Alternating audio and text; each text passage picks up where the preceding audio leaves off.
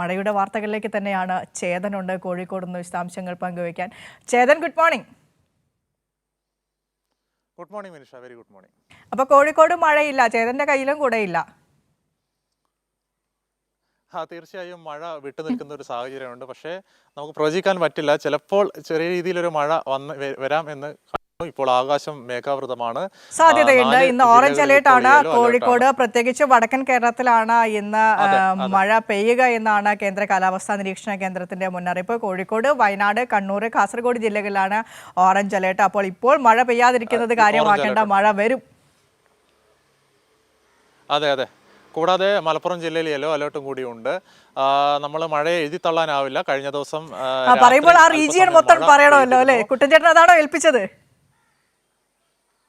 തീർച്ചയായും അതെ. കഴിഞ്ഞ ദിവസം കോഴിക്കോട് നഗരങ്ങളിലും അതുപോലെ തന്നെ കോഴിക്കോടിന്റെ മറ്റ് ഗ്രാമപ്രദേശങ്ങളിലടക്കം മഴ അല്പസമയം പെയ്തിരുന്നു. കണ്ണൂരും അതുപോലെ തന്നെ സമാനമായ രീതിയിൽ കണ്ണൂരും കാസർഗോഡും ഒക്കെ കഴിഞ്ഞ ദിവസം രാത്രികളിൽ മഴ പെയ്തിരുന്നു. പക്ഷേ ഇപ്പോൾ ആകാശം മേഘാവൃതമാണ്. ചില ഭാഗങ്ങളിലൊക്കെ വെയിലും ദൃശ്യമാവുന്നുണ്ടെന്നാണ് ലഭിച്ചത്. ഏതായാലും നേരത്തെ സൂചിപ്പിച്ച പോലെ തന്നെ മഴയെ എഴുതി തള്ളാനാവില്ല. ജാഗ്രതാ നിർദ്ദേശം പുറപ്പെടുവിച്ചിട്ടുണ്ട്. പ്രത്യേകിച്ച് മലയോര മേഖലകളിലും അതുപോലെ തന്നെ തീരപ്രദേശങ്ങളിലൊക്കെ ജാഗ്രതാ നിർദ്ദേശം പുറപ്പെടുവിച്ചിട്ടുണ്ട്. മണിക്കൂറിൽ 40 കിലോമീറ്റർ വേഗതയിൽ കാറ്റ് വീശുവാനുള്ള സാധ്യതയും കാലാവസ്ഥാ വിദഗ്ധർ പ്രവചിക്കുന്നുണ്ട്. ഏതായാലും നമ്മളെപ്പോഴും എല്ലാ ലൈവുകളിലും സൂചിപ്പിക്കുന്നതാണ്, ഒരുപക്ഷെ മഴ കനക്കുകയാണെങ്കിൽ കുട്ടികളും അതുപോലെ തന്നെ എല്ലാവരും ജലാശയങ്ങളിൽ ഇറങ്ങരുത്. കാരണം പുഴയിൽ അടിയൊഴുക്കുകളൊക്കെ ഉണ്ടാവാനുള്ള ഒരു സാധ്യത നമ്മൾ കാണുന്നുണ്ട്. അപകടം ക്ഷണിച്ച് വരുത്തരുത്.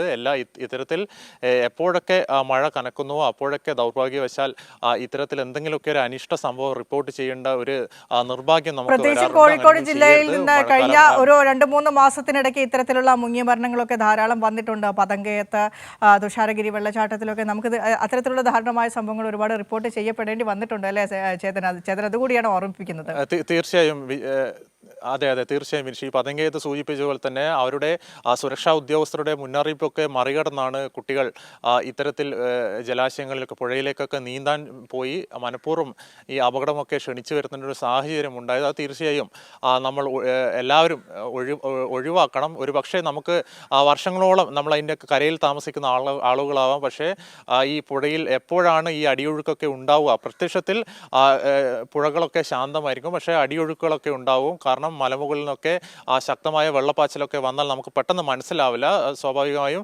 അതുകൊണ്ട് വിദ്യാർത്ഥികളടക്കം എല്ലാവരും ഇത്തരത്തിൽ കാലാവസ്ഥാ വിദഗ്ധരുടെ ജാഗ്രതാ നിർദ്ദേശം അനുസരിക്കണമെന്ന് പ്രത്യേകം നമ്മൾ അഭ്യർത്ഥിക്കുകയാണ്. ഏതായാലും ഇപ്പോൾ കോഴിക്കോടും മറ്റ് ജില്ലകളിലും മഴ വിട്ടൊഴിയുന്ന ഒരു സാഹചര്യം ആണ് നിലവിൽ ഉള്ളത്. പലയിടങ്ങളിലും മേഘാവൃതമാണ്. ഏതായാലും ഈ നേരത്തെ സൂചിപ്പിച്ച പോലെ തന്നെ 4 ജില്ലകളിലും ഓറഞ്ച് അലേർട്ടുമുണ്ട്. മലപ്പുറത്ത് യെല്ലോ അലേർട്ടുമാണ്. എല്ലാവരും കാലാവസ്ഥാ വിദഗ്ധരുടെ ജാഗ്രതാ നിർദ്ദേശം പൂർണ്ണമായും പാലിക്കണം. വിനിഷ, താങ്ക് യു ചേതൻ സൂചിപ്പിച്ച ഒരു കാര്യം വളരെ പ്രധാനപ്പെട്ട ഒരു കാര്യം തന്നെയാണ്. കാരണം ഇനി വരുന്നത് അവധി ദിനങ്ങളാണ്. പൂജാ അവധി, നവരാത്രി അവധി വരാനിരിക്കുന്നു. ഒക്ടോബർ 2 ഗാന്ധി ജയന്തി അവധി ദിവസമാണ്.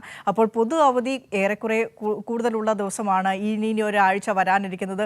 ഓണാവധിക്ക് ശേഷം ഒരു മിനി ഓണാവധി എന്നൊക്കെ പറഞ്ഞ് സോഷ്യൽ മീഡിയ ആ അവധികളെയൊക്കെ പറയുന്നുണ്ട്. അപ്പോൾ ഈ വരാനിരിക്കുന്ന മിനി അവധിക്കാലത്ത് ചേതൻ സൂചിപ്പിച്ചതുപോലെ തന്നെ ഇത്തരത്തിൽ അഡ്വഞ്ചറസ് ടൂറിസം ഒക്കെ ഇഷ്ടപ്പെടുന്ന ആളുകൾ പോകുമ്പോൾ ജാഗ്രതയോടെ തന്നെ പോവുക. കാലാവസ്ഥാ നിരീക്ഷണ കേന്ദ്രത്തിൻ്റെ മുന്നറിയിപ്പ് ഒന്നും അവഗണിക്കാതിരിക്കുക. എപ്പോഴാണ് ഒരു അപകടം ഉണ്ടാകുക എന്ന് നമുക്ക് മുൻകൂട്ടി പ്രെഡിക്റ്റ് ചെയ്യാൻ പറ്റാത്ത അവസ്ഥയാണ്. പ്രത്യേകിച്ച് മഴ പെയ്യുന്ന സാഹചര്യങ്ങളിൽ അപകടം പതിയിരിക്കുന്ന മേഖലകളിൽ, മുൻകൂട്ടി അറിയുന്ന മേഖലകളിൽ പോകാതിരിക്കുക എന്നുള്ളത് തന്നെയാണ്. നമ്മുടെ ജീവൻ നമ്മുടെ കയ്യിലാണ് ഒരു പരിധി വരെ. അത് സൂക്ഷിച്ച് മുന്നോട്ട് കൊണ്ടുപോകേണ്ടത് നമ്മുടെ ബാധ്യതയും ഉത്തരവാദിത്വം തന്നെയാണ്. നമ്മളെ അപകടത്തിലാക്കുകയും കൂടെയുള്ളവരെ അപകടത്തിലാക്കുകയും ചെയ്യുന്ന സാഹചര്യങ്ങളിലേക്ക് സ്വയം കൊണ്ടുചെന്ന് എത്തിക്കാതിരിക്കുക. ജാഗ്രതയോടുകൂടി മുന്നോട്ട് പോകുക.